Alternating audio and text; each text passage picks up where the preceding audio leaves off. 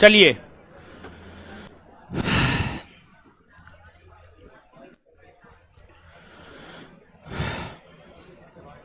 क्या हाल चाल? बढ़िया, मजा में।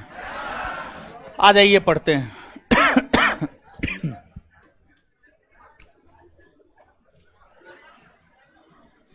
गुड इवनिंग सबको, आ जाइए। पहले पिछले क्लास का रिवीजन करते हैं और इसके बाद फिर जो है आगे हम लोग बढ़ जाएंगे।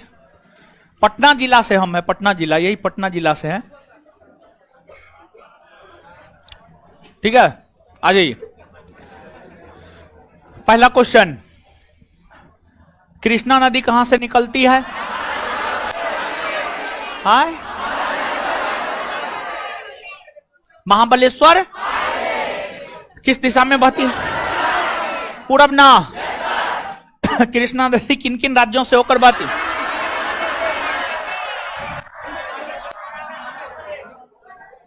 महाराष्ट्र, कर्नाटक, तेलंगाना और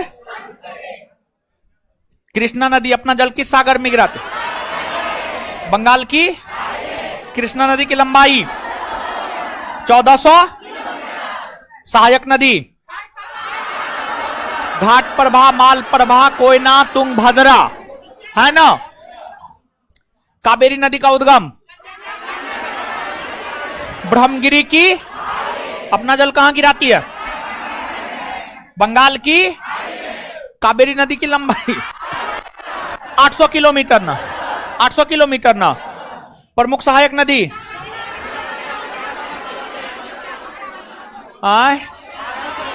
हेरांगी, अमरावती, अकरावती, ये सब है ना। हाँ।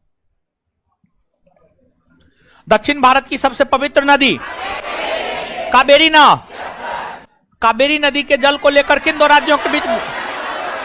कर्नाटक और तमिलनाडु। महानदी किस पर्वत श्रेणी से निकलती है? सिंघाबाना। सिंघाबाना किस सागर में गिराती है?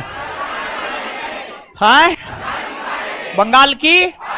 महानदी की लंबाई 885 किलोमीटर, 885 किलोमीटर। महानदी की सहायक नदी शिवनाथ,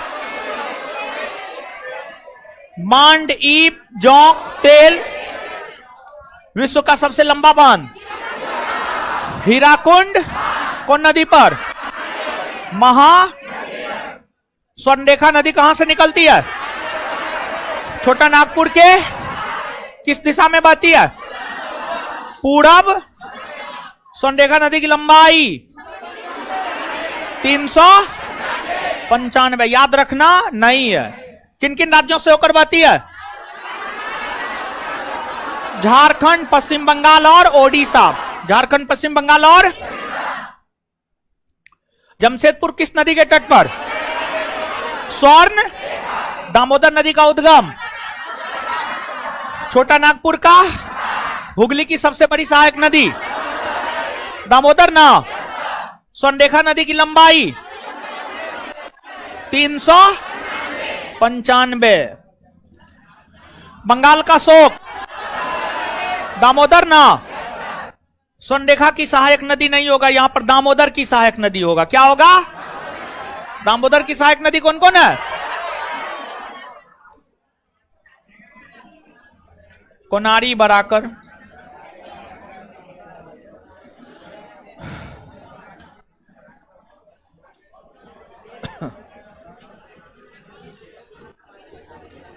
अभी हम लोग देख रहे थे बंगाल की खाड़ी में जल गिराने वाली नदी। अब हम लोग देखेंगे अरब सागर में जल गिराने वाली नदी। हेडिंग मारिए, अरब सागर में जल गिराने वाली नदी। अरब सागर में जल गिराने वाली नदी।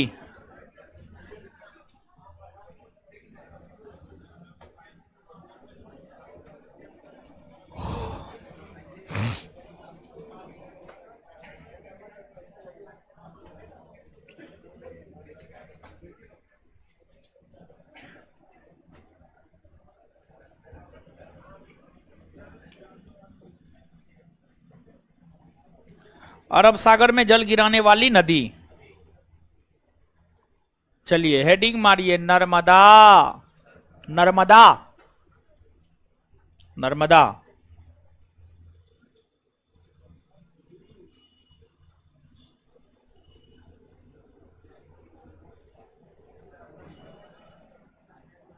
चलिए अब देखिए, सुनिए, समझिए, फिर आगे लिखेंगे।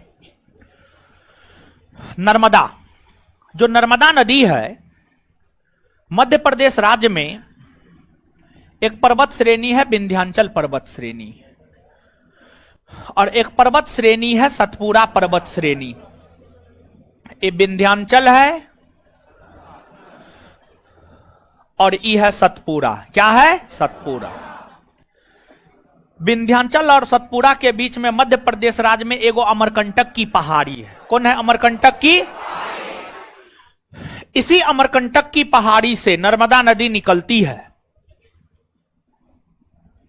जो अमरकंटक की पहाड़ी है, इसी अमरकंटक की पहाड़ी से नर्मदा नदी निकलती है। तो नर्मदा नदी का जो उद्गम स्थल है वह है आपको अमरकंटक की पहाड़ी।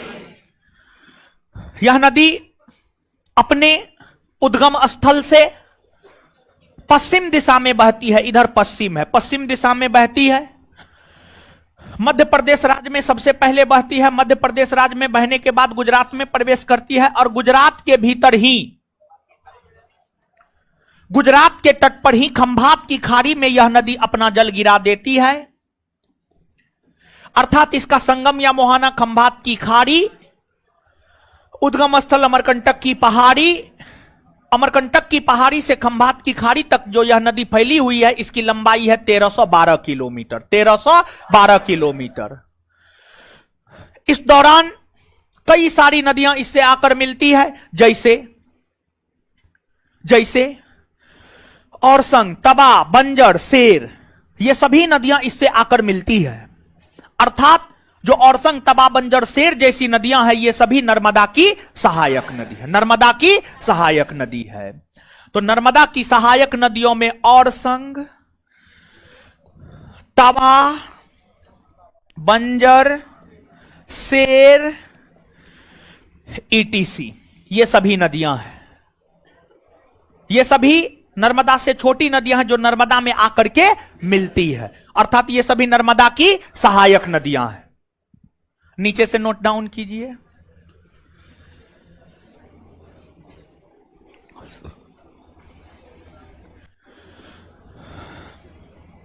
हेडिंग मारिए, नर्मदा, डैश देकर लिखिए, यह नदी विंध्याचल और सतपुड़ा पर्वत श्रेणी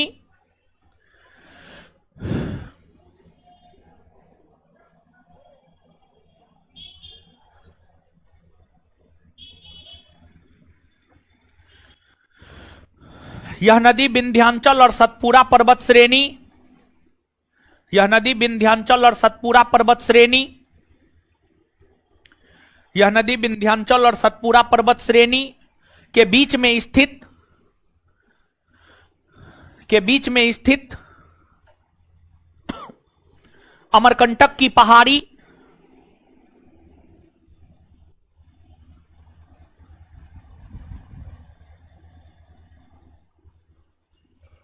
अमरकंटक की पहाड़ी से निकलती है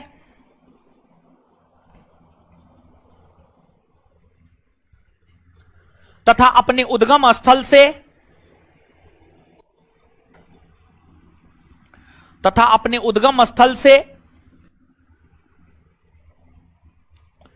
पश्चिम दिशा में तथा अपने उद्गम स्थल से पश्चिम दिशा में बहती हुई, पश्चिम दिशा में बहती हुई,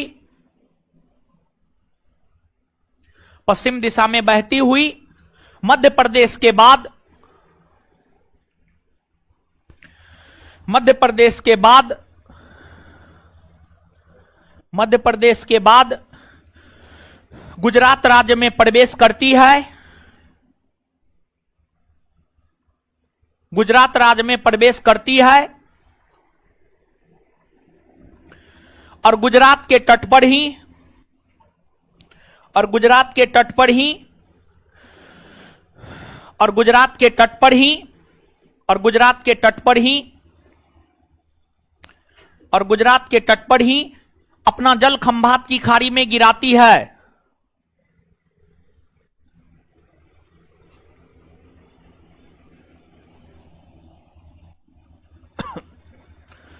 और गुजरात के तट पर ही अपना जल खंभात की खाड़ी में गिराती है, और गुजरात के तट पर ही अपना जल खंभात की खाड़ी में गिराती है, खंभात की खाड़ी में गिराती है।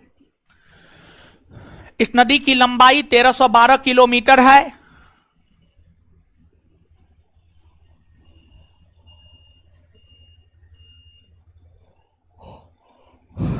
इस नदी की लंबाई 1312 किलोमीटर है। इसकी प्रमुख सहायक नदी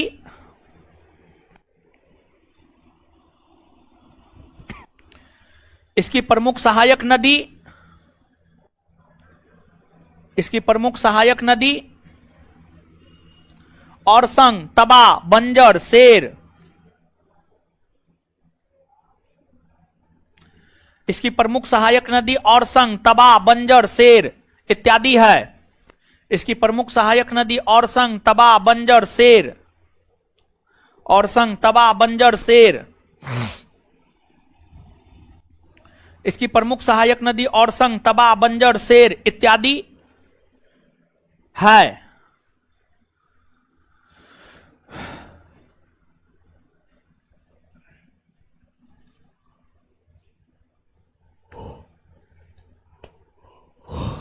आइए 1 मिनट में याद करते हैं। बताइए, नर्मदा नदी किन 2 पर्वत श्रेणियों के बीच से होकर गुजरती है? विंध्याचल और नर्मदा नदी किन 2 पर्वत श्रेणियों के बीच से होकर गुजरती है? विंध्याचल और इसका उद्गम स्थल, उद्गम स्थल संगम या मोहाना। खंभात की लंबाई 1300 कितने राज्यों से होकर बहती है? कौन कौन? मध्य प्रदेश और अपने उद्गम स्थल से कौन दिशा में? कौन दिशा में? पश्चिम। इसकी प्रमुख सहायक नदी, इसकी प्रमुख सहायक नदी और संग, तबा, बंजर। क्लियर? हेडिंग मारिए ताप्ती।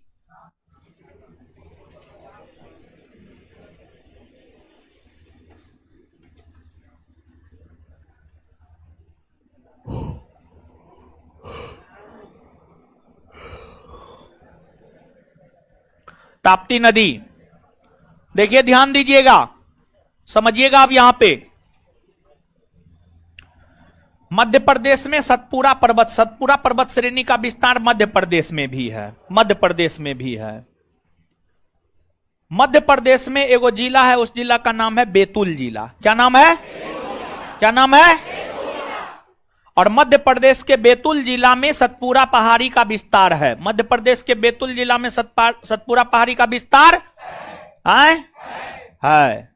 एगो बात बोल देते हैं यहां पे, जिस बच्चा का जिस बैच में एडमिशन हुआ है वो बच्चा हमारे सामने में बैठेंगे।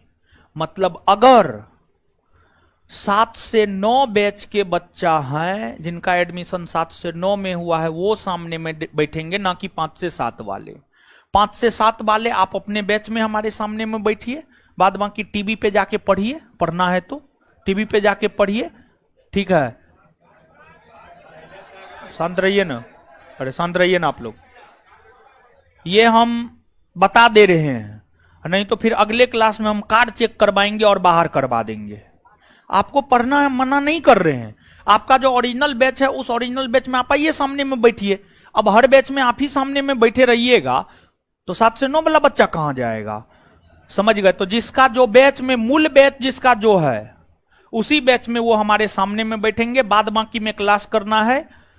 7 गो क्लासरूम है टोटल, टीवी लगा हुआ है, अपना जाकर के बैठ करके कीजिए, हमको कोई दिक्कत नहीं है। लेकिन मूल बैच जिसका जो है वो हमारे सामने में बैठेंगे। ये वार्निंग है, क्योंकि यहां पर जितने भी बच्चा है आगे में, समझ गए, आगे में 3 पिलर तक मैक्सिमम हमको 5 से 7 वाला ही नजर आ रहा है, ठीक है। तो 5 से 7 वाला लास्ट वार्निंग है। हम ये नहीं कह रहे हैं कि आप नहीं पढ़िए, आप टीवी पे बैठ के पढ़िए ना। 7 से 9 वाला को भी मौका दीजिए, 7 से 9 में जो मूल एडमिशन लिया उसको मौका दीजिएगा, पढ़िए, हमको कोई दिक्कत नहीं है, ठीक है।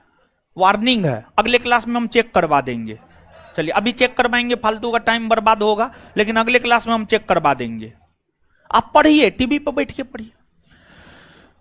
चलिए, ताप्ती नदी, जो ताप्ती नदी है, ताप्ती नदी मध्य प्रदेश में जो एक जिला है बैतूल जिला, मध्य प्रदेश के बैतूल जिला में एक स्थान है मुल्ताई। मुल्ताई, मध्य प्रदेश के बैतूल जिला में एक स्थान है मुल्ताई। क्या है? मुल्ताई। और यहां पर सतपुरा का विस्तार है।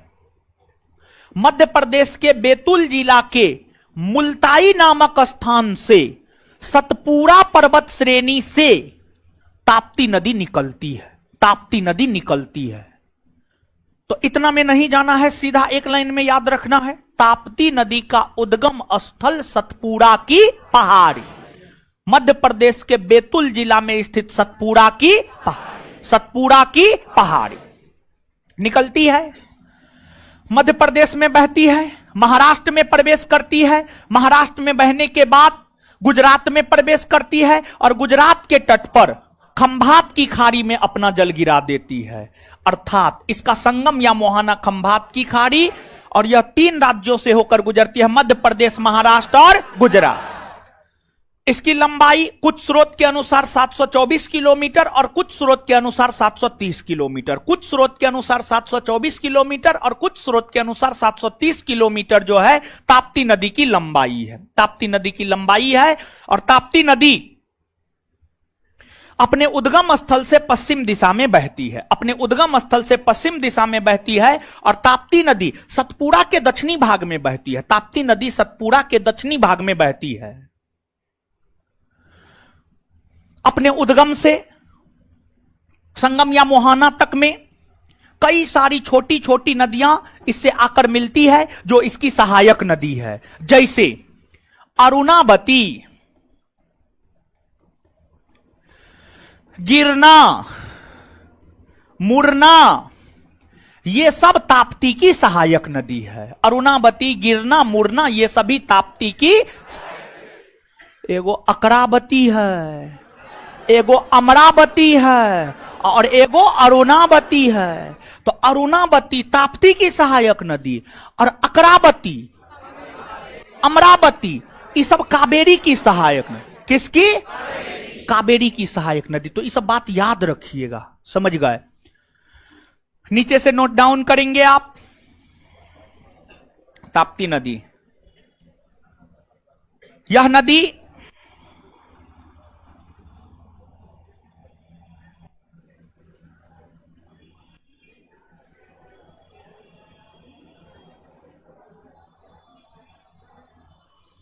यह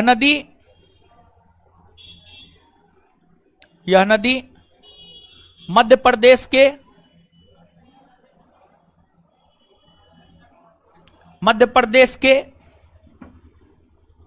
यह नदी मध्य प्रदेश के बैतूल जिला, बैतूल जिला, यह नदी मध्य प्रदेश के बैतूल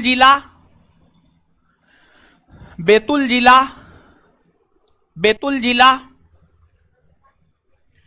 के मुल्ताई नामक स्थान, बैतूल जिला के मुल्ताई नामक स्थान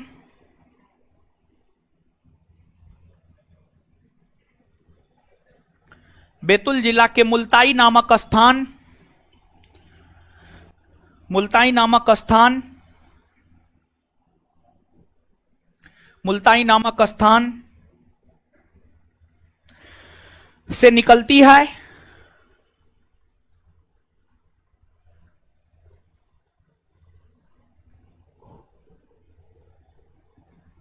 यह नदी सतपुरा पहाड़ी के दक्षिणी भाग से होकर बहती है। यह नदी सतपुरा पहाड़ी के दक्षिणी भाग से होकर बहती है।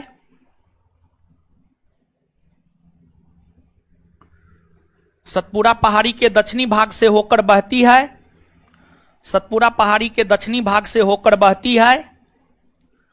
दक्षिणी भाग से होकर बहती है। यह नदी अपने उद्गम स्थल से, यह नदी अपने उद्गम स्थल से, यह नदी अपने उद्गम स्थल से, यह नदी अपने उद्गम स्थल से पश्चिम दिशा की ओर बहती हुई, पश्चिम दिशा की ओर बहती है। यह नदी अपने उद्गम स्थल से पश्चिम दिशा की ओर बहती है। यह नदी अपने उद्गम स्थल से पश्चिम दिशा की ओर बहती है। यह नदी अपने उद्गम स्थल से पश्चिम दिशा की ओर बहती है, बहती है। Full stop, full stop. यह नदी तीन राज्य, यह नदी तीन राज्य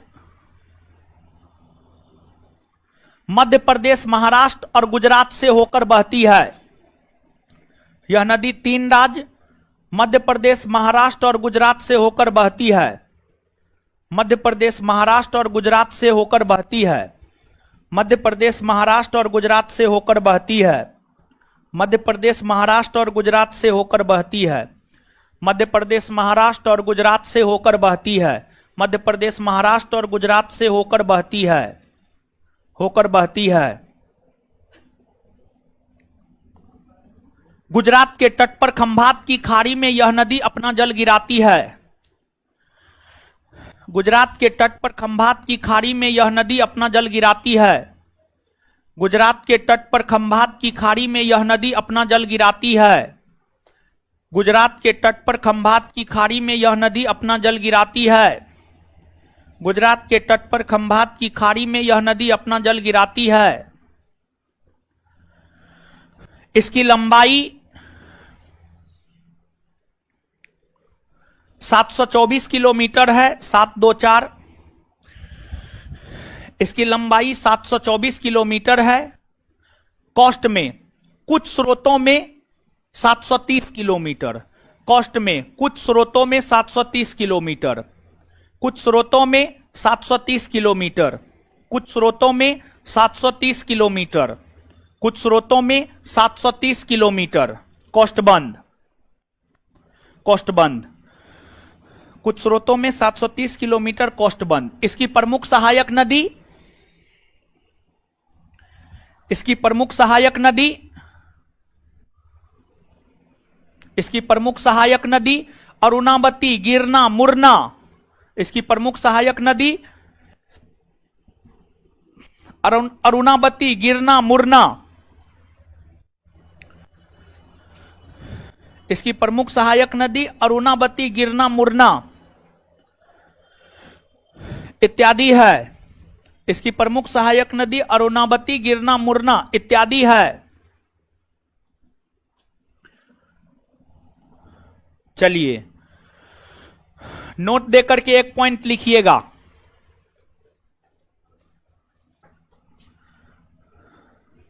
नर्मदा, ताप्ती और दामोदर नदी भ्रंश घाटी में बहती है। नर्मदा, ताप्ती और दामोदर नदी भ्रंश घाटी में बहती है। नर्मदा, ताप्ती और दामोदर नदी भ्रंश घाटी में बहती है।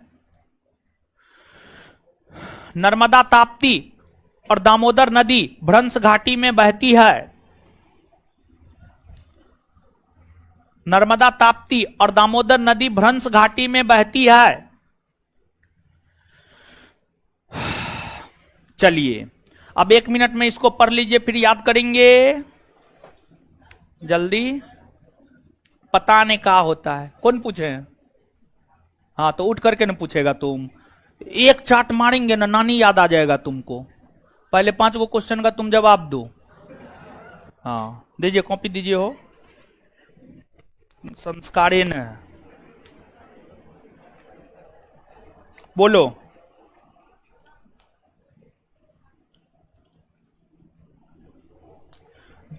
जौहर घाटी कहां है? जौहर घाटी कहां है? हिमाचल प्रदेश में। चलो आगे बोलो। अब तो 5 को बोलेगा तो एगो होबे न करेगा जी। है मनासलू पर्वत का ऊंचाई बोलो।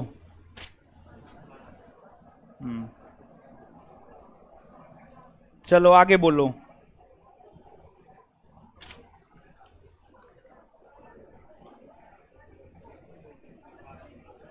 नेपाल में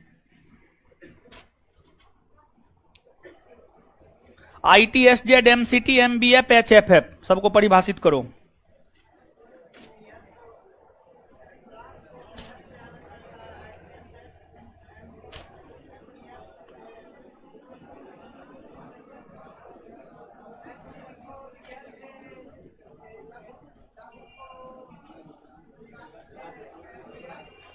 गलती फलती बोल रहा, हम सुन रहे हैं, चिंता मत करो।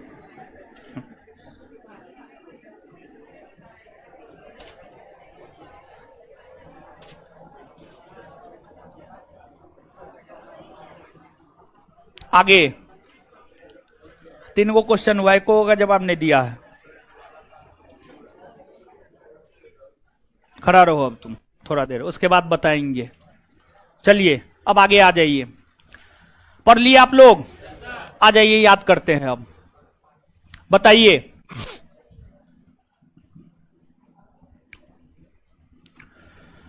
जो ताप्ती नदी है, ताप्ती नदी अपने उद्गम से किस दिशा में बहती है?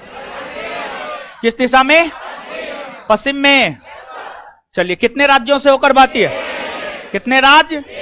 3 राज्य ना। कौन कौन राज्य? मध्य प्रदेश, महाराष्ट्र और सतपुरा के उत्तरी भाग या दक्षिणी भाग किससे बहती है? अच्छा, ताप्ती का उद्गम स्थल मध्य प्रदेश के बैतूल जिला में स्थित मुल्ताई। मध्य प्रदेश के बैतूल जिला में स्थित ताप्ती का उद्गम स्थल संगम या मोहाना।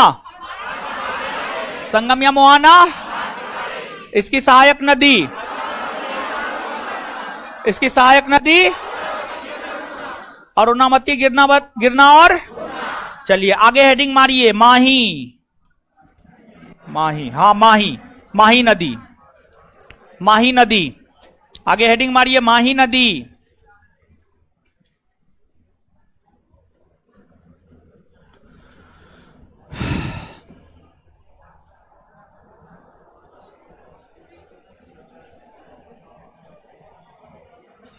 चलिए आ जाइएगा। आप सभी लोग जानते हैं विंध्याचल पर्वत मध्य प्रदेश में है? हाँ या ना? हाँ है, मध्य प्रदेश में है। जो विंध्याचल पर्वत है, इस विंध्याचल पर्वत में एगो झील है, उस झील का नाम है मेहंद झील। क्या नाम है? मेहंद झील। मेहंद झील। तो विंध्याचल प्रदेश में एक झील है, उसका क्या नाम है? मेहंद झील। क्या नाम है? मेहंद झील। इस मेहंद झील से ही माही नदी निकलती है। इस मेहंद झील से ही माही नदी निकलती है और माही नदी अपने उद्गम से पश्चिम दिशा में बहती हुई गुजरात के तट पर खंभात की खाड़ी में अपना जल गिरा देती है। अर्थात इसका उद्गम स्थल मेहंद झील और संगम या मोहाना खंभात की खाड़ी। और दूसरी बात यह है कि यह नदी जो है कर्क रेखा को 2 बार काटती है। इस नदी के विषय में सबसे अधिक महत्वपूर्ण यही है कि यह नदी जो है कर्क रेखा को 2 बार काटती है। कर्क रेखा को 2 बार काटती है। देखिए ध्यान दीजिएगा, यहां पर एक चीज को आप समझिएगा।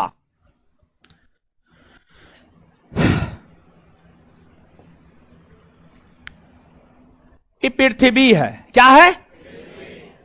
और पृथ्वी को टोटल 179 अक्षांश रेखा में बांटा गया। पृथ्वी के टोटल कितना अक्षांश रेखा में? 170। पृथ्वी को टोटल कितना अक्षांश रेखा में बांटा गया है? 179। अब 179 अक्षांश रेखा में 5 गो 6 गो महत्वपूर्ण अक्षांश रेखा है। जैसे एगो 0 डिग्री अक्षांश रेखा, एगो 23.5 डिग्री उत्तरी अक्षांश रेखा, एगो 23.5 डिग्री दक्षिणी अक्षांश रेखा। तो इस पृथ्वी के केंद्र से होकर एक अक्षांश रेखा गुजरती है जिसे 0 डिग्री अक्षांश रेखा कहते हैं। और 0 डिग्री अक्षांश रेखा को ही विषुवत रेखा भी कहते हैं। क्या कहते हैं?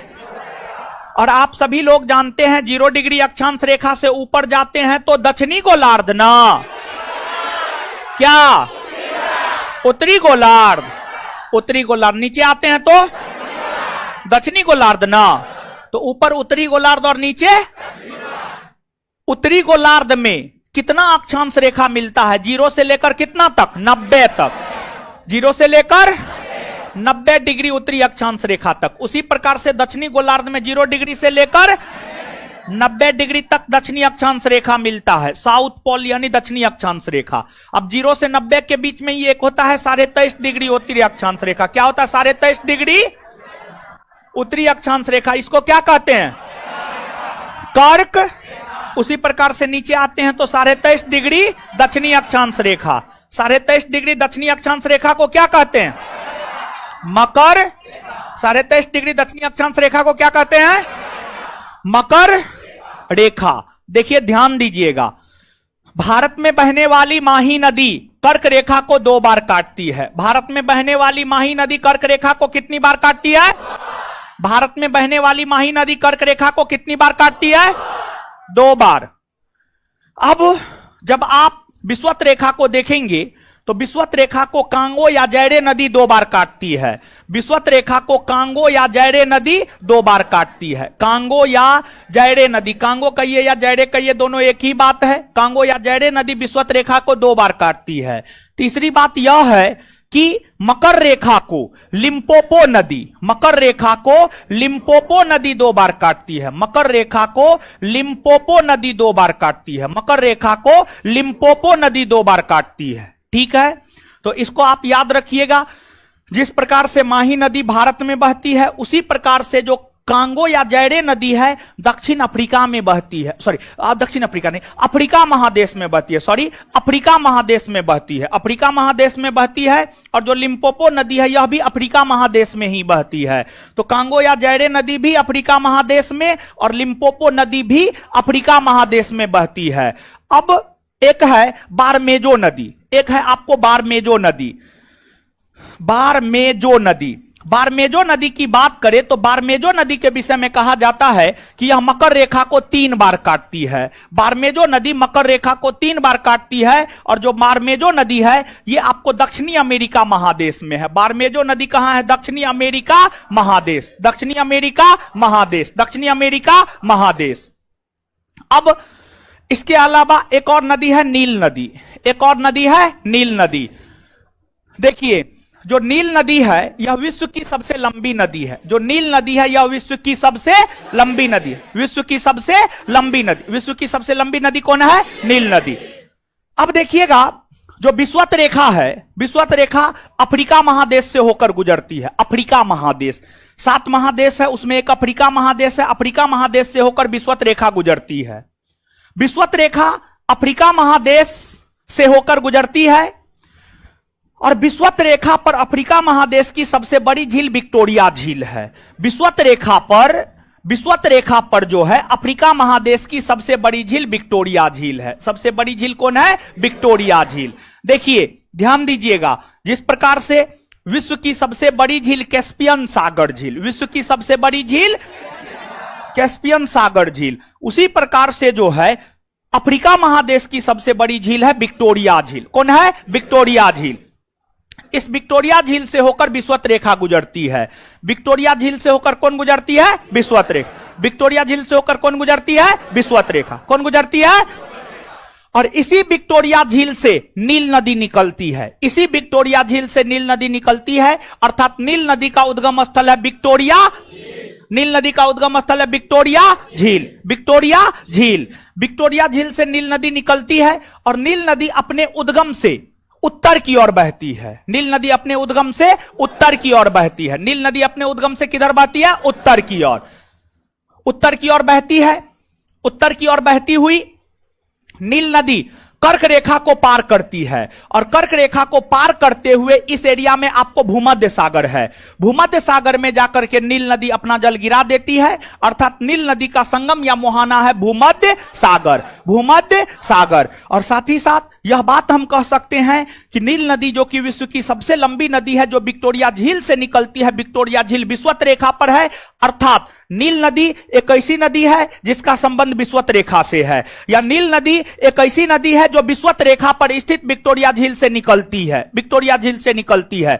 दूसरी बात हम यह भी कह सकते हैं कि जो नील नदी है वह आपको कर्क रेखा को पार करते हुए भूमध्य सागर में अपना जल गिराती है, अर्थात एक लाइन में हम यह कह सकते हैं कि जो नील नदी है, नील नदी का संबंध विषुवत रेखा और कर्क रेखा दोनों से है। विषुवत रेखा और कर्क रेखा दोनों से है। बात समझ में आया? लिखना प्रारंभ कीजिए। लिखिए, हेडिंग मारिए माही नदी।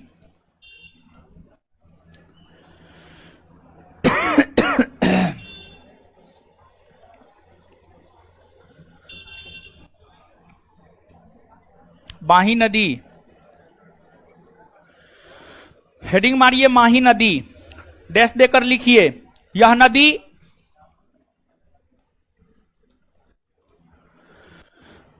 यह नदी यह नदी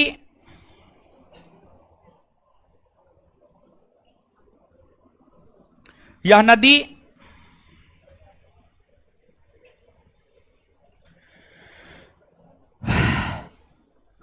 यह नदी मध्य प्रदेश के विंध्याचल पर्वत में स्थित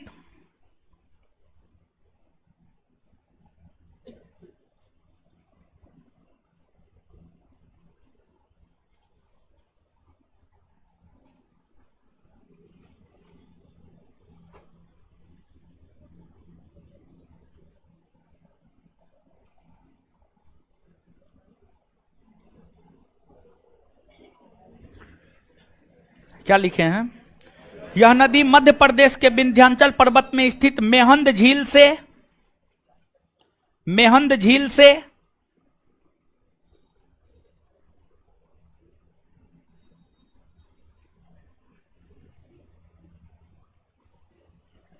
मेहंद झील से निकलती है।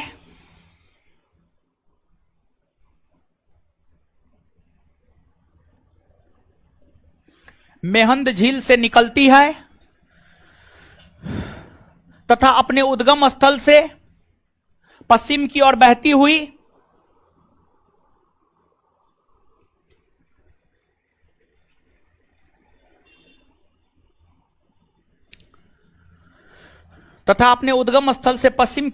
हुई अपना जल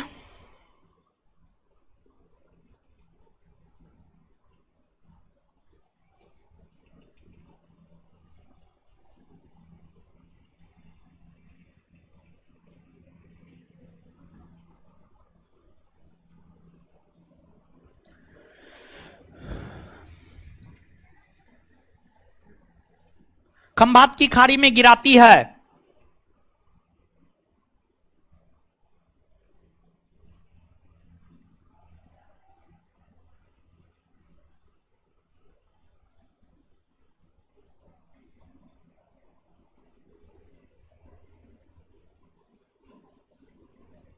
खंभात की खाड़ी में गिराती है। नोट देकर के लिखिएगा।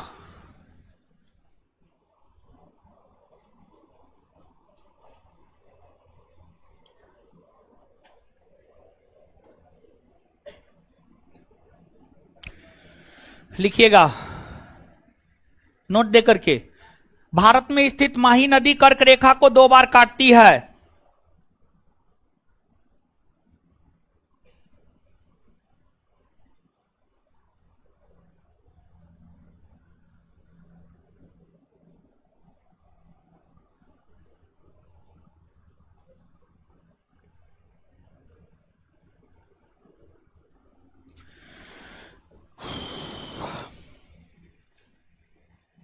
भारत में स्थित माही नदी कर्क रेखा को 2 बार काटती है। अब नीचे से अगला पॉइंट स्टार मार मार के लिखते जाइए।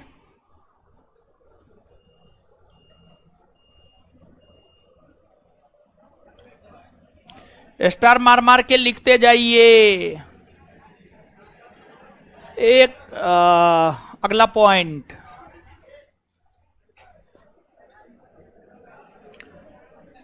अफ्रीका महादेश में बहने वाली कांगो या जैरे नदी, अफ्रीका महादेश में बहने वाली कांगो या जैरे नदी, अफ्रीका महादेश में बहने वाली कांगो या जैरे नदी,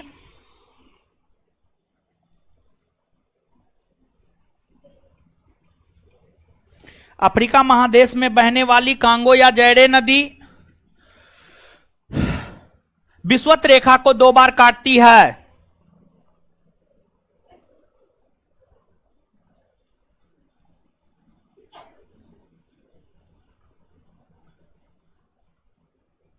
विषुवत रेखा को 2 बार काटती है। विषुवत रेखा को 2 बार काटती है। विषुवत रेखा को 2 बार काटती है। अगला पॉइंट,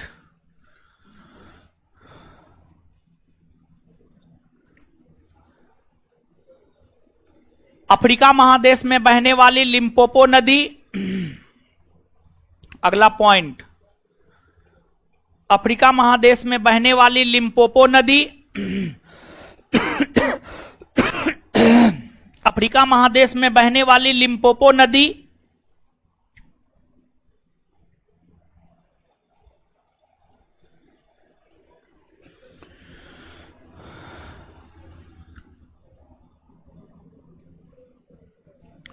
अफ्रीका महादेश में बहने वाली लिम्पोपो नदी,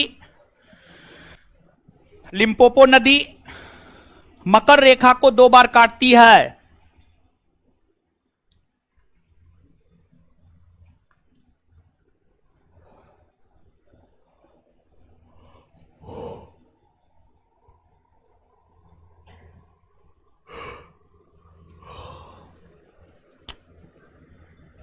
अगला पॉइंट, अगला पॉइंट, दक्षिणी अमेरिका महादेश में बहने वाली, दक्षिणी अमेरिका महादेश में बहने वाली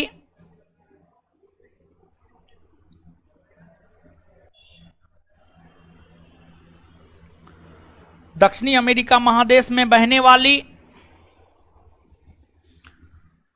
दक्षिणी अमेरिका महादेश में बहने वाली, दक्षिणी अमेरिका महादेश में बहने वाली बारमेजो नदी, बारमेजो नदी, बारमेजो नदी, बारमेजो नदी, दक्षिणी अमेरिका महादेश में बहने वाली बारमेजो नदी मकर रेखा को 3 बार काटती है। मकर रेखा को 3 बार काटती है। मकर रेखा को 3 बार काटती है। मकर रेखा को 3 बार काटती है।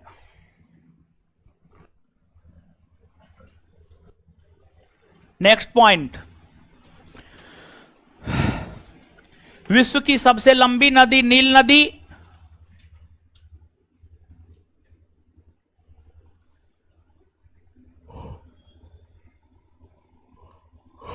विश्व की सबसे लंबी नदी नील नदी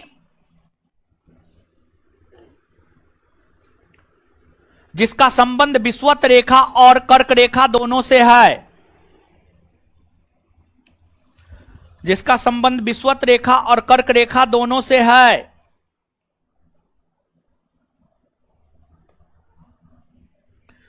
जिसका संबंध विषुवत रेखा और कर्क रेखा दोनों से है।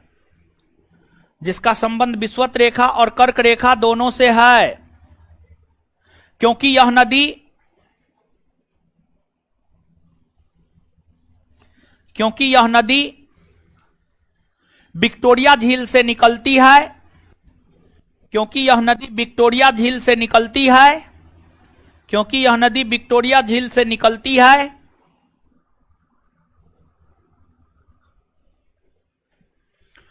क्योंकि यह नदी विक्टोरिया झील से निकलती है, विक्टोरिया झील विषुवत रेखा पर स्थित है। विक्टोरिया झील विषुवत रेखा पर स्थित है।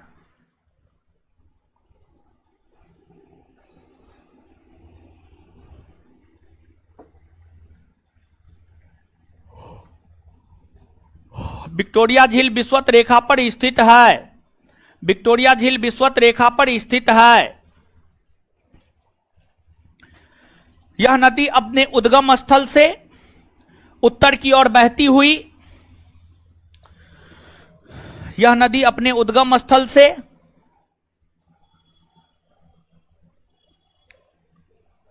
यह नदी अपने उद्गम स्थल से यह नदी अपने उद्गम स्थल से उत्तर की ओर बहती हुई, यह नदी अपने उद्गम स्थल से उत्तर की ओर बहती हुई, यह नदी अपने उद्गम स्थल से उत्तर की ओर बहती हुई अपना जल भूमध्य सागर में गिराती है।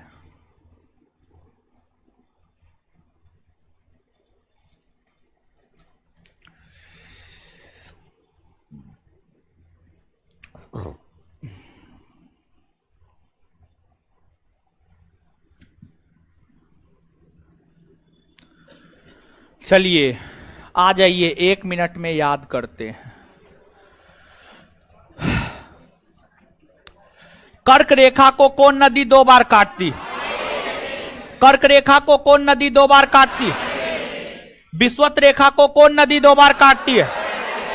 कांगो या विषुवत रेखा को कौन नदी 2 बार काटती है? मकर रेखा को कौन नदी 2 बार काटती है?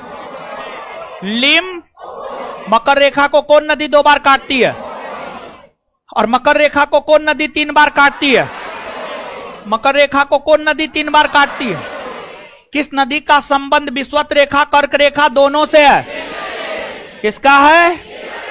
विश्व की सबसे लंबी नदी कहां से निकलती है? कहां से? अपने उद्गम से किधर बहती है? अपना जल कहां गिराती है? भूमध्य। एक बार फिर से, ठीक है। कर्क रेखा को कौन नदी 2 बार काटती है? कर्क रेखा को कौन नदी 2 बार काटती? विषुवत रेखा को, विषुवत रेखा को, मकर रेखा को, मकर रेखा को, मकर रेखा को 3 बार कौन काटती है? मकर रेखा को 3 बार कौन काटती? विश्व की सबसे लंबी नदी नील नदी का संबंध किस 2 काल्पनिक रेखा से है? विषुवत रेखा और विषुवत रेखा और अपने उद्गम से किधर? उद्गम स्थल, संगम या मुहाना? आए क्या होगा? चलिए आगे हेडिंग मारिए, लूनी नदी। लूनी नदी, आगे हेडिंग मारिए, लूनी नदी।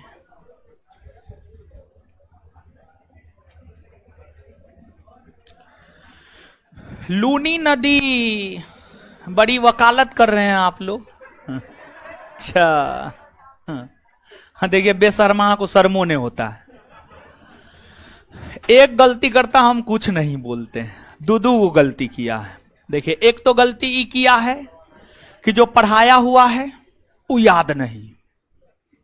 दूसरा गलती ये किया है कि क्वेश्चन पूछा है बैठ के पूछा है।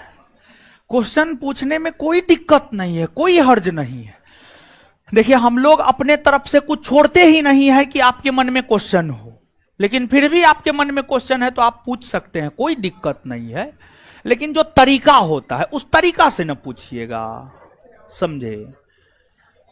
तो वकालत मत कीजिए ज्यादा, नहीं तो आपको भी खड़ा कर देंगे, आपको डेस्क पे खड़ा कर देंगे हम, समझ गए? अच्छा आदमी वाला गुण ना है, बानर। पहले हम लोग पहले बानरे थे, मानव पहले बानर था, समझे? तो बानर वाला गुण फिर से आप लोग में आ रहा है महाराज। चलिए तो वकालत नहीं करना है, जिसको दर्द होता है उसके बगल में आकर के खड़ा हो जाइए डेस्क पे, ज्यादा हितैषी हैं तो, समझे? अब आगे लूनी नदी, क्या हेडिंग मारे हैं? लूनी। देखिए लूनी नदी, लूनी नदी जो है अरावली पर्वत श्रेणी से निकलती। कहां से निकलती है? अरावली। अरावली है कहां? राजस्थान में। राजस्थान के अरावली पर्वत श्रेणी से निकलती है, राजस्थान में बहती है, राजस्थान में बहने के बाद गुजरात में प्रवेश करती है और कच्छ के रण में जाकर लुप्त हो जाती है। कच्छ के रण में जाकर लुप्त हो जाती है। यह नदी समुद्र या सागर तक नहीं पहुंचती है। इस नदी से संबंधित सबसे ज्यादा बार जो पूछा जाने वाला प्रश्न है वह प्रश्न यह है कि कौन ऐसी नदी है जो समुद्र या सागर तक नहीं पहुंचती है? तो आंसर हो जाएगा लूनी। क्या आंसर हो जाएगा? कौन ऐसी नदी है जो समुद्र या सागर तक नहीं पहुंचती है? लूनी। कौन है? लूनी। लूनी नदी ऐसी है जो समुद्र या सागर तक नहीं पहुंचती है या कच्छ के रण में ही लुप्त हो जाती। और इस नदी का जो जल होता है ना, नमकीन होता है। कैसा होता है? नमकीन। कैसा होता है? नदी का जल पिए? नहीं पिए?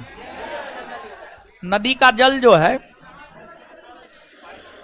पीने योग्य होता है, पीने योग्य होता है।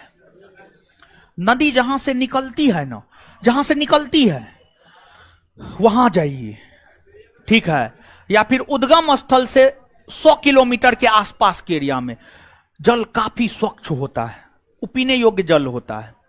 नदी का पानी में थोड़ा बहुत मिठास होता है, ठीक है, लेकिन इस नदी का जो जल होता है इसका पानी नमकीन होता है। कैसा होता है? नमकीन होता है और इसलिए इसे लवण नदी कहा जाता है। क्या कहा जाता है? लवण नदी। लवण नदी। और कच्छ के रण में लुप्त होने से पहले कई सारी नदियां इससे आकर मिलती है। कच्छ के रण में लुप्त होने से पहले जो कई सारी नदियां इससे आकर मिलती है उसमें सुरसती, जबाई, बुंदी, ये तमाम ऐसी नदियां हैं जो लूनी नदी से आकर मिलती है, जो लूनी नदी से आकर मिलती है। यानी ये सभी जो है लूनी की सहायक नदी है। इस नदी की लंबाई है 320 किलोमीटर। 320 किलोमीटर। 320। चलिए खड़ा हो जाइए, चश्मा वाली बगल वाली दोनों, चश्मा वाली बगल वाली दोनों खड़ा हो जाइए, दोनों खड़ा होइए, खड़ा हो जाइए। हाँ, थोड़ा देर अब खड़ा रहिए, तब नहीं बतियाइएगा। क्लास आते हैं पढ़ने ना कि बतियाने आते हैं। चलिए लिखिए, अब लिखिए लूनी नदी। आप लोग ऐसे अनुशासन में नहीं ना आइएगा, और जब तक अनुशासन में नहीं आइएगा तब तक रिजल्ट नहीं ना होगा। मोदी जी आज देश के प्रधानमंत्री क्यों है जानते हैं? अनुशासित रहने के कारण। अनुशासित रहने के कारण मोदी जी देश के प्रधानमंत्री हैं।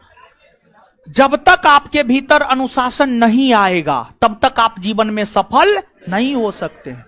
इसलिए अनुशासन आना जीवन में जरूरी है। और अनुशासन एक दिन में विकास नहीं हो जाता है, धीरे धीरे विकास होगा, जो कि हम आपके बीच कर देंगे, आप चिंता मत कीजिए। लिखिए लूनी नदी।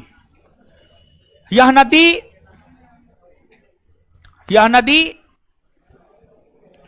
राजस्थान के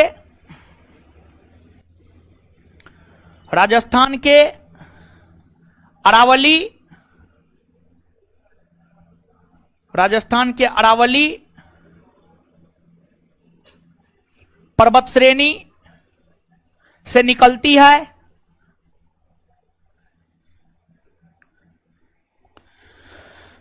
राजस्थान के अरावली पर्वत श्रेणी से निकलती है। राजस्थान में बहने के बाद यह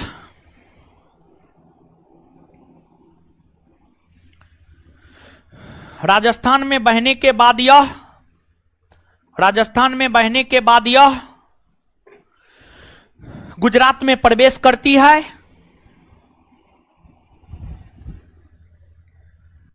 गुजरात में प्रवेश करती है। यह नदी गुजरात के कच्छ के रण में लुप्त हो जाती है। यह नदी गुजरात के कच्छ के रण में लुप्त हो जाती है।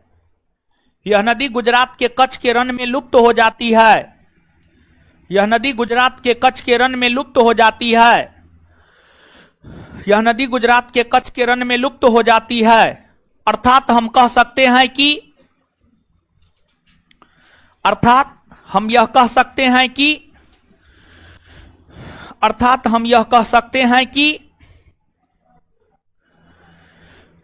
अर्थात हम यह कह सकते हैं कि यह एक ऐसी नदी है,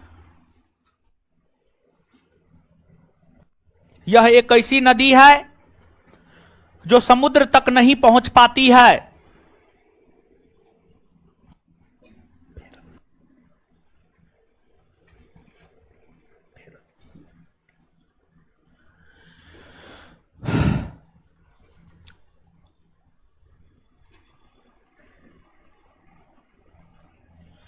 इस नदी का जल नमकीन होता है, जिस कारण इसे लवण नदी भी कहा जाता है।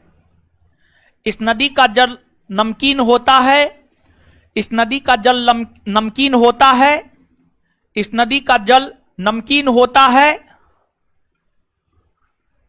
जिस कारण इसे लवण नदी भी कहा जाता है।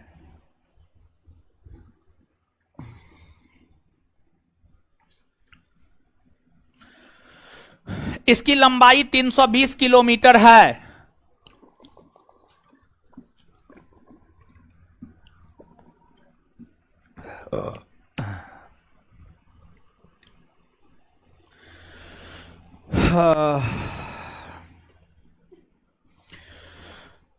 इसकी प्रमुख सहायक नदी सुरसती, जबाई, बूंदी इत्यादि है। इसकी प्रमुख सहायक नदी सुरसती, जबाई, बूंदी इत्यादि है। इसकी प्रमुख सहायक नदी सुरसती, जबाई, बूंदी इत्यादि है। इसकी प्रमुख सहायक नदी सुरसती, जबाई, बूंदी इत्यादि है।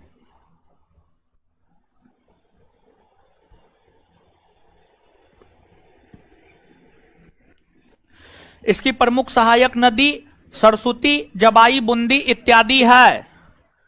Full stop. 1 मिनट में इसको याद कर लेते हैं, ठीक है, फिर आगे बढ़ जाएंगे।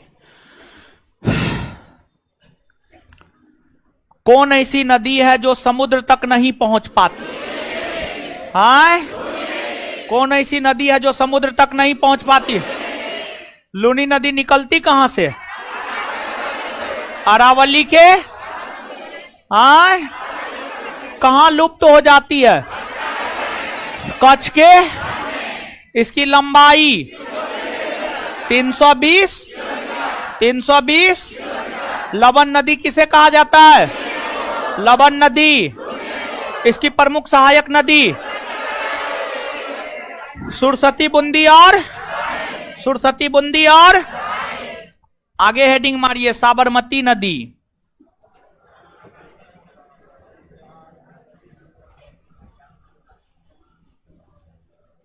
आगे हेडिंग मारिए साबरमती नदी। साबरमती नदी, साबरमती नदी, साबरमती नदी। देखिए, जो साबरमती नदी है, साबरमती नदी भी जो है ना अरावली पहाड़ी से ही निकलती है। देखिए, अरावली पहाड़ी है, अरावली पहाड़ी के पूर्वी भाग से साबरमती निकलती है, पश्चिमी भाग से लूनी निकलती है। दोनों निकलती अरावली से, दोनों निकलती अरावली से, अरावली से ही है। तो जो साबरमती नदी है यह भी अरावली से ही निकलती है। राजस्थान में बहने के बाद गुजरात में प्रवेश करती है। अहमदाबाद होते हुए यह नदी खंभात की खाड़ी में अपना जल गिराती है। इस नदी की लंबाई 371 किलोमीटर है।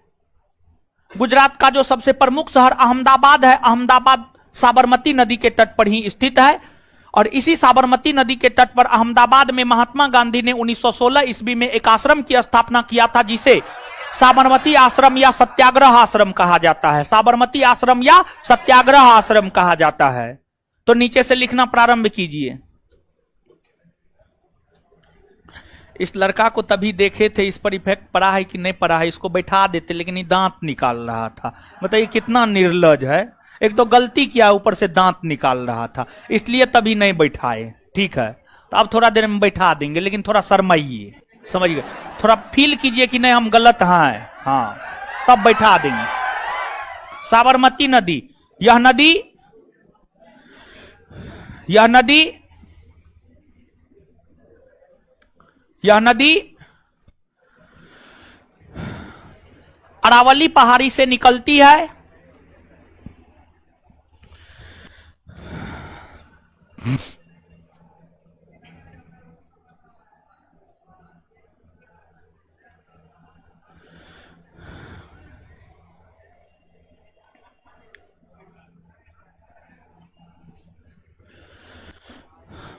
यह नदी अरावली पहाड़ी से निकलती है।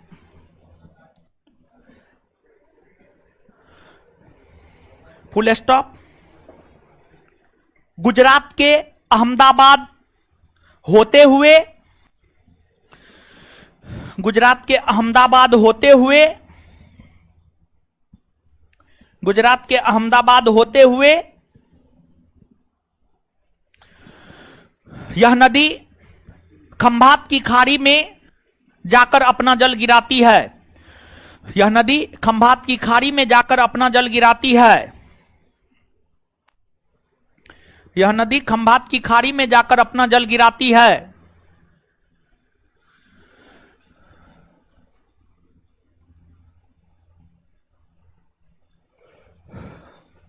इस नदी की लंबाई 371 किलोमीटर है।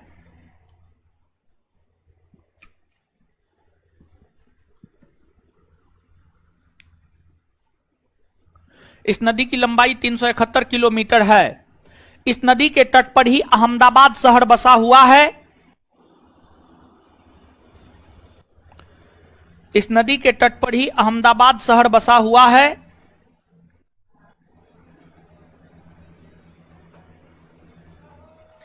इस नदी के तट पर ही अहमदाबाद शहर बसा हुआ है।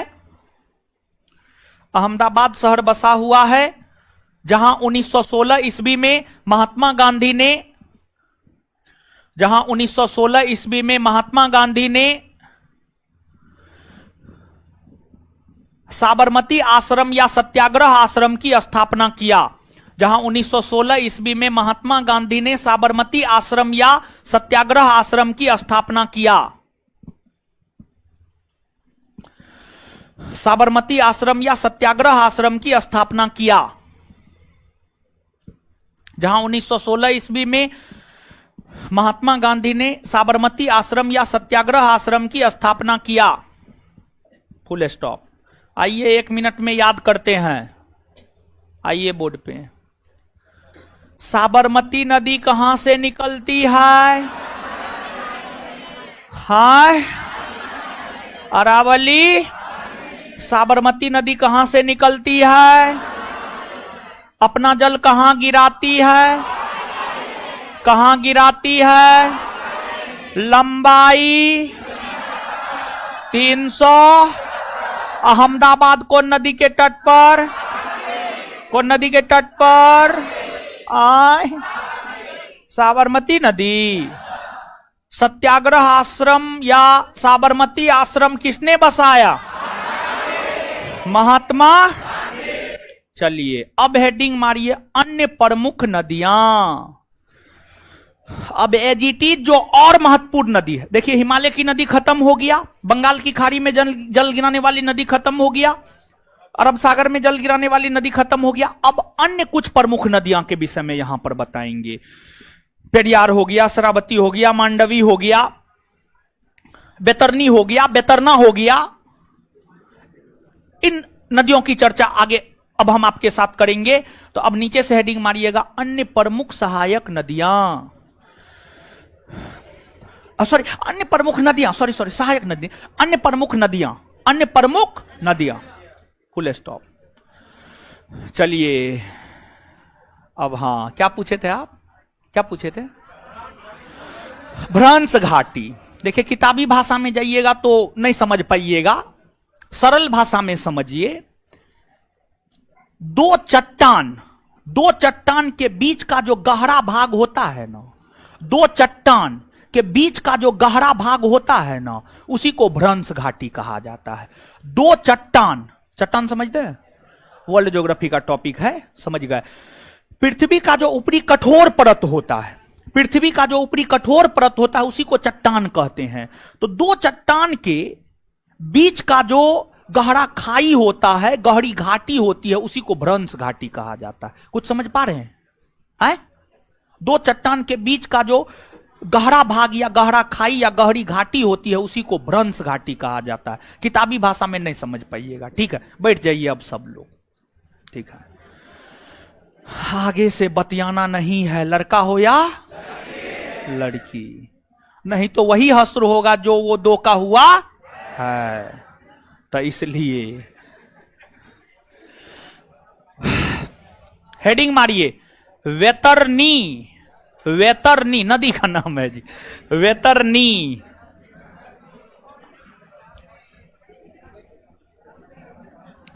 वेतरनी, वेतरनी नदी। लड़की लोग तो गलियाती होगी हमको। छोड़िए ना, गलिए भी करिएगा तो क्या होगा, है?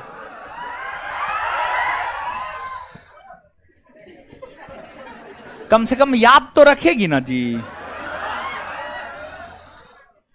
चलिए देखिए, पॉजिटिव वे में याद रखे या निगेटिव वे में, याद रखा जाना चाहिए। आज हर क्लास में, आज जो भी क्लास हुआ है, हम हर में मंत्र दिए हैं। आपके क्लास में भी एक मंत्र देते हैं। देखिए, आपको 5 मंत्र देते हैं। कितना मंत्र? 5 मंत्र, 5 मंत्र। पहला मंत्र सुनिए, हल्ला नहीं, गौर करने वाली बात। सबसे पहला चीज, आप अपने जीवन में यह डिसाइड कीजिए कि आपको पढ़ना है या नहीं पढ़ना है।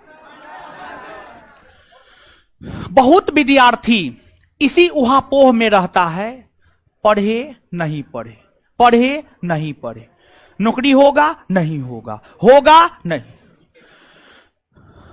एकदम कभी नहीं। Remove your confusion, get the success. अपने कंफ्यूजन को दूर कीजिए और सफल होइए। देखिए, कंफ्यूजन ही आपको सफल नहीं होने देता, कंफ्यूजन ही आपको सफल नहीं होने देता है।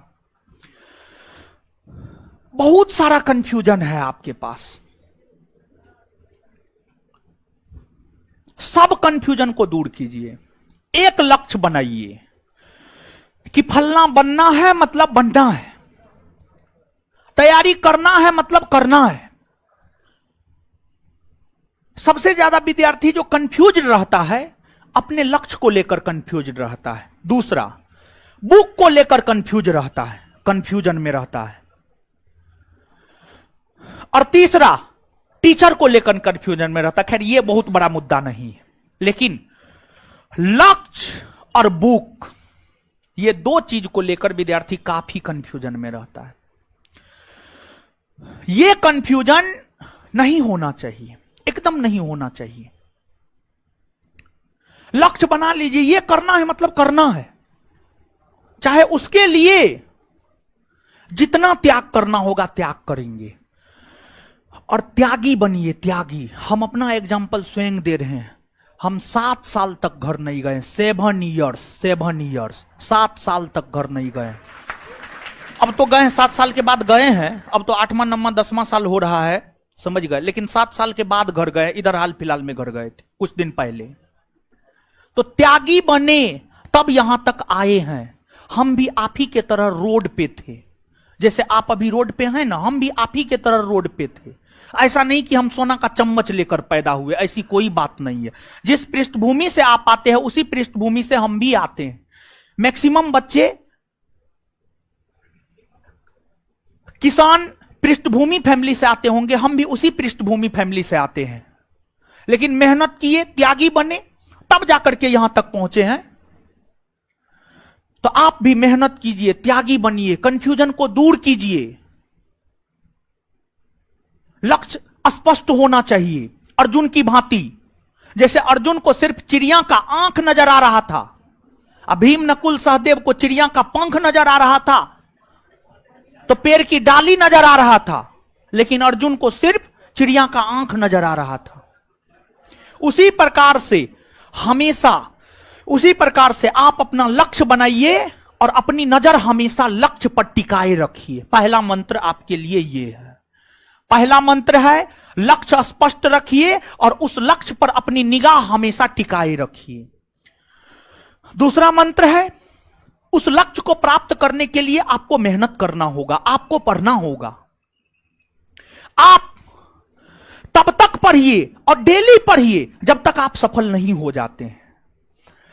और हम आपको बता रहे हैं अगर आप डेली पढ़ेंगे ना, डेली पढ़ेंगे ना अच्छे से, 2 से 3 घंटा, 4 घंटा क्लास या 5 घंटा क्लास, जो भी आप करते, मैथ रीजनिंग सब चीज करते होंगे, 5 से 6 घंटा आप क्लास करते होंगे और 5 से 6 घंटा सेल्फ स्टडी। अगर इतना डेली 1 साल तक पढ़ लिए ना, दुनिया का कोई ताकत आपको सफल होने से नहीं रोक सकता है। डेली बेसिस पर पढ़िए। और आप एक दिन में मैथ जितना पढ़े, रीजनिंग जितना पढ़े, इंग्लिश जितना पढ़े, जीएस जितना पढ़े, सबका रिवीजन कीजिए, तब सोइए, तब सोइए, नहीं तो नहीं सोइए, एकदम नहीं सोना।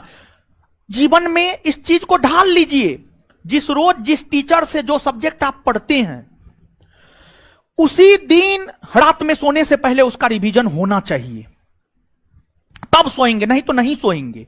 पढ़ाई को अपने प्रथम दर्जा में रखिए, फर्स्ट श्रेणी में पढ़ना है,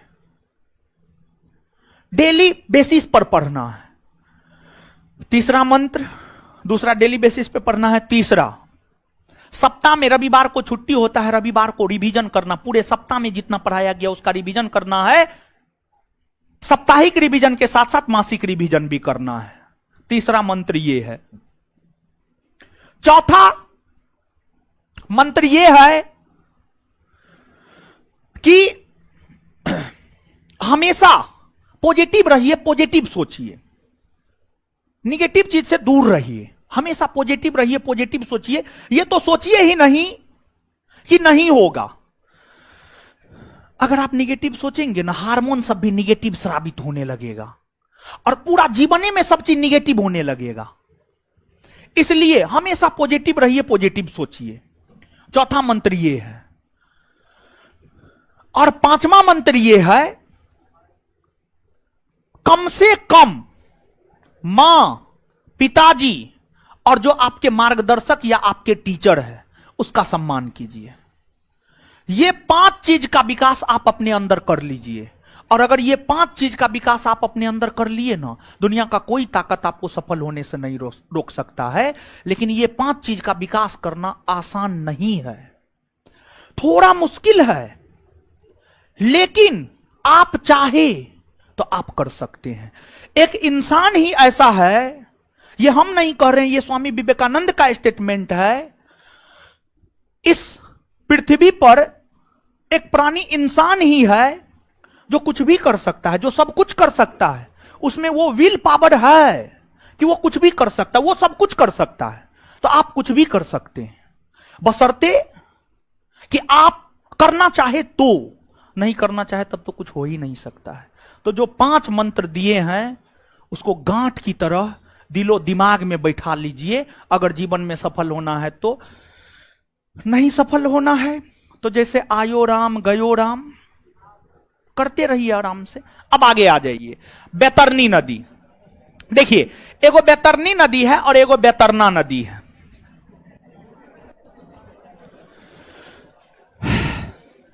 एगो बैतरनी नदी है और एगो बैतरना नदी है। देखिए, जानते हैं इससे संबंधित जो प्रश्न पूछा जाता है, प्रश्न पूछा जाता है कौन नदी पूरब की ओर बहती है, कौन नदी पश्चिम की ओर बहती है। समझ गए? इन नदी से संबंधित जो प्रश्न पूछा जाता है, तो बैतरनी जो है ना अपने उद्गम स्थल से पूरब की ओर बहती है और बैतरना जो है ना अपने उद्गम स्थल से पश्चिम की ओर बहती है। बैतरनी कौन राज्य में बहती है? तो ओडिशा राज्य में बहती है। बैतरना महाराष्ट्र में बहती है। बैतरना महाराष्ट्र में बहती है। बैतरनी नदी ओडिशा के क्योझर ओडिशा में क्योंझर एक शहर है, ओडिशा में क्योंझर एक शहर है। ओडिशा के क्योंझर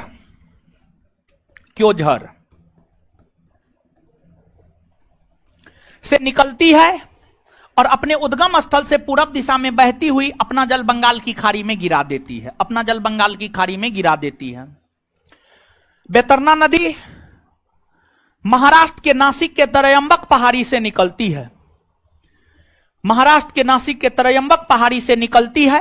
उद्गम स्थल से पश्चिम की ओर बहती हुई अपना जल अरब सागर में गिराती है, अपना जल अरब सागर में गिराती है। जैसे आप ये बात याद रखे हुए हैं, मध्य प्रदेश के अमरकंटक के पहाड़ी से एक नदी नर्मदा निकलती है जो अपने उद्गम से पश्चिम की ओर बहती है। एक नदी सोन निकलती है जो अपने उद्गम से पूरब की ओर बहती है। यानी दोनों नदियों की धारा एक दूसरे के विपरीत, दोनों नदियों की धारा एक दूसरे के, बताए हैं ना, लिखाए हैं ना। उसी प्रकार से जो महाराष्ट्र का नासिक का त्रयंबक पहाड़ी है, महाराष्ट्र के नासिक के त्रयंबक पहाड़ी से एक नदी बैतरना बहती है जो कि अपने उद्गम से पश्चिम दिशा में बहती हुई अरब सागर में अपना जल गिराती है। और एक नदी गोदावरी निकलती है जो अपने उद्गम स्थल से पूरब दिशा में बहती हुई अपना जल बंगाल की खाड़ी में गिराती। तो आपसे पूछा जाएगा, आज तक सिर्फ नर्मदा और सोन के विषय में पूछा गया है, अमरकंटक की पहाड़ी से निकलने वाली कौन सी दो नदी अपने उद्गम स्थल से विपरीत दिशा में बहती है? तो आंसर आप बोल देते हैं नर्मदा और। उसी प्रकार से जो है आपको इस बात को आपको याद रखना है, महाराष्ट्र के नासिक के त्रयंबक पहाड़ी से, महाराष्ट्र के नासिक के त्रयंबक पहाड़ी से बैतरना और गोदावरी निकलती है जो दोनों एक दूसरे के ठीक विपरीत दिशा में बहती है। बैतरना पश्चिम में और गोदावरी पूरब में। बैतरना अपना जल अरब सागर में और गोदावरी अपना जल बंगाल की। बात क्लियर? इसके बाद चलिए पहले इतना लिख लीजिए फिर आगे चल रहा है ना जी ठीक से।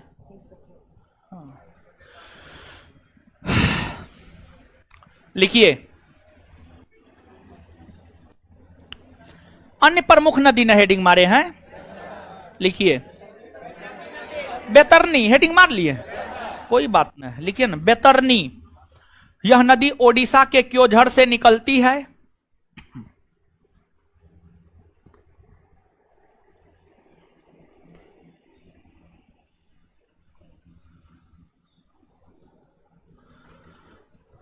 यह नदी ओडिशा के क्योंझर से निकलती है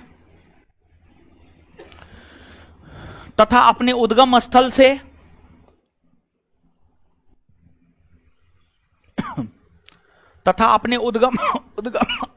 उद्गम स्थल से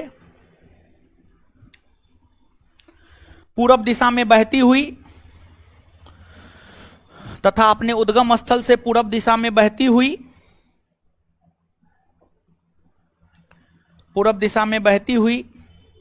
अपना जल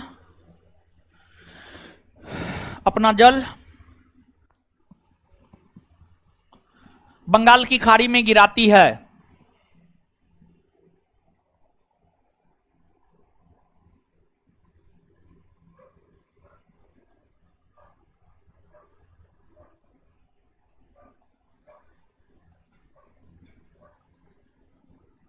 अपना जल बंगाल की खाड़ी में गिराती है। अपना जल बंगाल की खाड़ी में गिराती है। अब बैतरना नदी,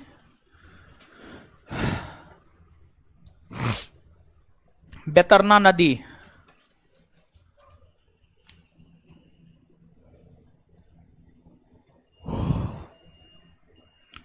जानते हैं ही बैतरना बैतरनी में जो है ना बड़ी कंफ्यूजन होता है, समझे? इसको हम कैसे याद रखे हुए जानते हैं? देखिए कुछ चीजों को बड़ी दिमाग लगा करके याद रखना होता है। हम कैसे याद रखे हुए हम बताते हैं। ओडिशा, ओडिशा में हर्षिकार है ना जी, है हर्षिकार है ना जी, है कि ना है। बैतरनी में देखिए दीर्घिकार है, बैतरनी में दीर्घिकार है। फिर देखिए बैतरना, बैतरना में हर्षिकार दुर्घिकार कुछ है नहीं। बैतरना में, बैतरना में क्या हर्षिकार दुर्घिकार कुछ है नहीं है। तो हिंदी के जरिए इसको याद रखें, मतलब जिसमें हर्षिकार दुर्घिकार है वो हर्षिकार दुर्घिकार वाला राज्य में, और जिसमें हर्षिकार दुर्घिकार नहीं है वो हर्षिकार दुर्घिकार वाला राज्य में नहीं। महाराष्ट्र में कोई भी हर्षिकार दुर्घिकार है, बैतरना में कोई हर्षिकार दुर्घिकार है नहीं, तो बैतरना महाराष्ट्र।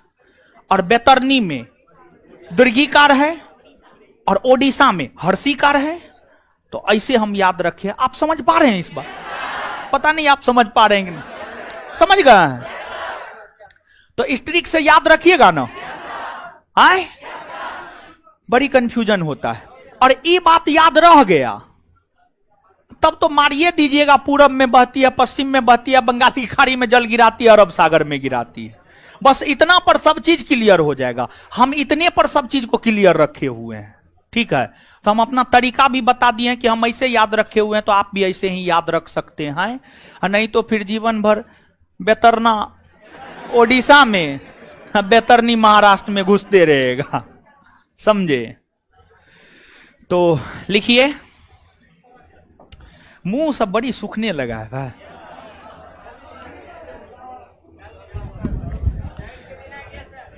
चैत का दिन आ गया ना, चलिए लिखिए। बैतरना नदी, बैतरनी लिख लिए ना, बैतरना नदी लिखिए। यह नदी, यह नदी महाराष्ट्र के नासिक के त्रयंबक पहाड़ी से निकलती है।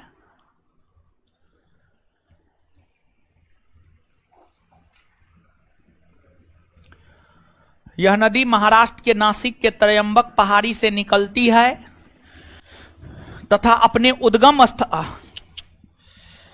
तथा अपने उद्गम स्थल से, तथा अपने उद्गम स्थल से,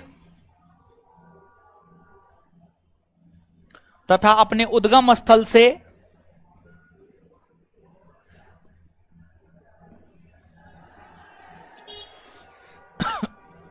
पश्चिम दिशा की ओर बहती,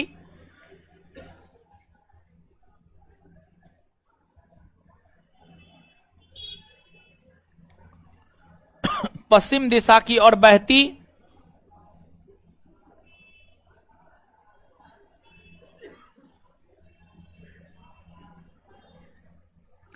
पश्चिम दिशा की ओर बहती हुई अपना जल अरब सागर में गिराती है, अपना जल अरब सागर में गिराती है।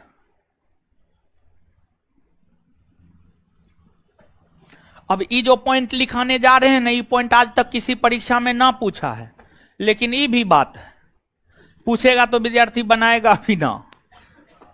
आप पढ़े हैं, आप रिवीजन में रहिएगा तो बना दीजिएगा, आप भी रिवीजन में ना रहिएगा ना बना पाइएगा। नोट दे करके लिखिए, एनओटी नोट।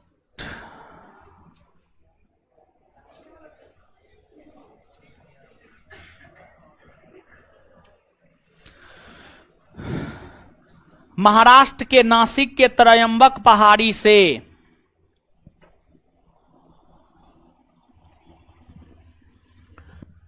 महाराष्ट्र के नासिक के त्रयंबक पहाड़ी से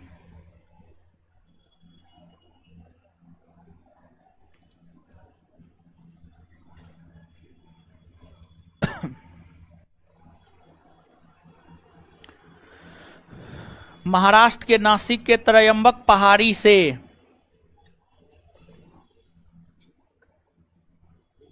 महाराष्ट्र के नासिक के त्रयंबक पहाड़ी से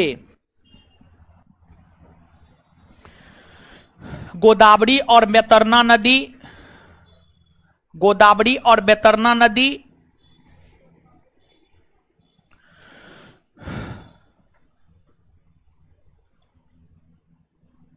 निकलती है, गोदावरी और बैतरना नदी निकलती है तथा यह दोनों नदी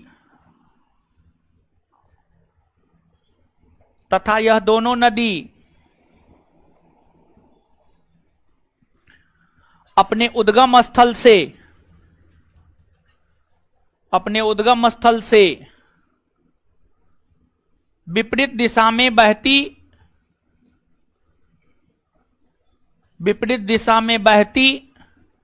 है, विपरीत दिशा में बहती है। गोदावरी, उसी में गोदावरी पूरब की ओर बहती हुई अपना जल, गोदावरी पूरब की ओर बहती हुई अपना जल, गोदावरी पूरब की ओर बहती हुई अपना जल, गोदावरी पूरब की ओर बहती हुई अपना जल, गोदावरी पूरब की ओर बहती हुई अपना जल बंगाल की खाड़ी में गिराती है। गोदावरी पूरब की ओर बहती हुई अपना जल बंगाल की खाड़ी में गिराती है। तो वहीं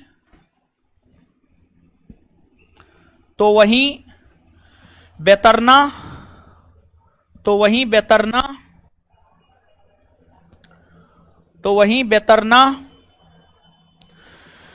पश्चिम की ओर बहती हुई, तो वहीं बैतरना पश्चिम की ओर बहती हुई, तो वहीं बैतरना पश्चिम की ओर बहती हुई, तो वहीं बैतरना पश्चिम की ओर बहती हुई अपना जल, तो वहीं बैतरना पश्चिम की ओर बहती हुई अपना जल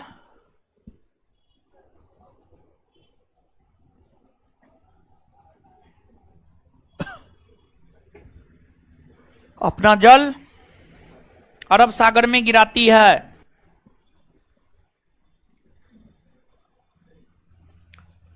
चलिए भाई जी लोग आ जाइए, याद करते हैं।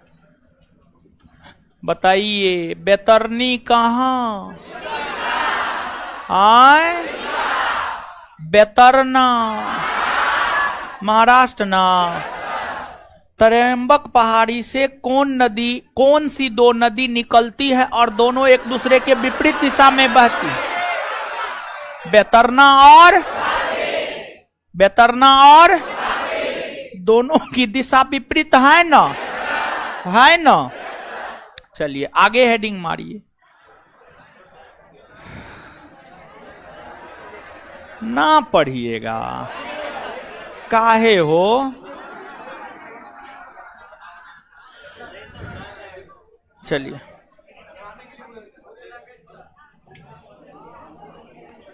गुरुजी लोग खरीद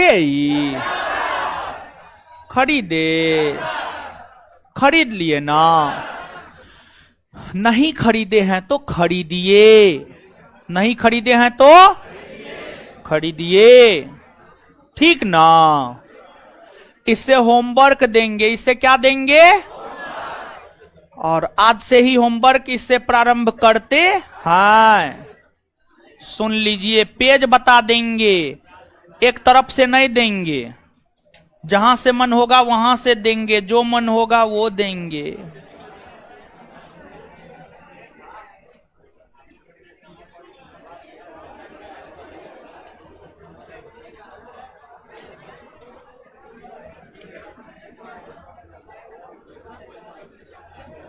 चलिए इसमें जो होमवर्क में दे रहे हैं सुनिए भाई जी लोग। इसमें से कितने ऐसे लोग हैं जो पॉलिटी पढ़े हैं? चलिए बहुत सारे लोग हैं। पॉलिटी से ही इसमें होमवर्क दे रहे हैं, पॉलिटी से होमवर्क दे रहे हैं, ठीक है? पेज नंबर 109, पेज नंबर 100, ये जो बुक है इस बुक में पेज नंबर 109, पेज नंबर 109, 109 में है भारतीय संविधान एवं राज्य व्यवस्था। भारतीय संविधान के विकास का संक्षिप्त इतिहास। 1773 का रेगुलेटिंग एक्ट से लेकर 1833 के चार्टर एक्ट तक चार्ट जाना है, लाइन बाय लाइन, और नहीं तो हम नानी याद दिला देंगे। समझे? पेज नंबर 109 पूरा 1833 तक सिर्फ एक पेज दिए हैं। एक पेज एक दिन में नहीं कीजिएगा तो क्या कीजिएगा? कल आपके बैच में मेरा ही ना क्लास है, इसलिए कम में दिए हैं। ठीक है? और सब बढ़िया? घर पे जाके मन लगा के खूब पढ़िए। धन्यवाद। हमको निकलने दीजिए, तब निकल जाइएगा।